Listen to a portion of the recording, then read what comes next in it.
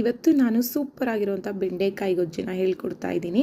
ಒಂದು ಅರ್ಧ ಭಾಗದಷ್ಟು ತೆಂಗಿನಕಾಯಿ, 8ರಿಂದ 10 ಬೆಳ್ಳುಳ್ಳಿ, 2 ನಾಟಿ ಟೊಮೊಟೊ, 1 ಇಡೀ ಕೊತ್ತಂಬರಿ ಸೊಪ್ಪನ್ನ ರುಬ್ಕೋಬೇಕು.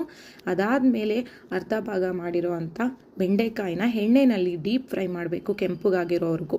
ಅದಾದಮೇಲೆ ಒಂದು ಪ್ಯಾನ್ನ ಬಿಸಿಗಿಟ್ಕೊಂಡು ಅದಕ್ಕೆ ಒಂದು ಅರ್ಧ ಕಪ್ಪಷ್ಟು ಎಣ್ಣೆ ಹಾಕಿ, ಸಾಸಿವೆ, 2 ಹಸಿಮೆಣಸಿನಕಾಯಿ, 1-2 ಈರುಳ್ಳಿನ ಫ್ರೈ ಮಾಡಬೇಕು.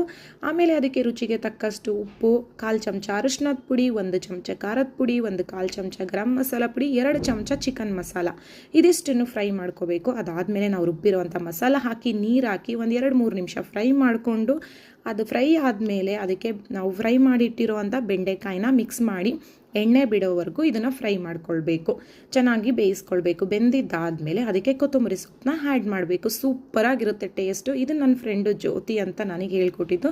ಟೇಸ್ಟ್ ಅಂತೂ ತುಂಬ ಚೆನ್ನಾಗಿತ್ತು. Thank you dear.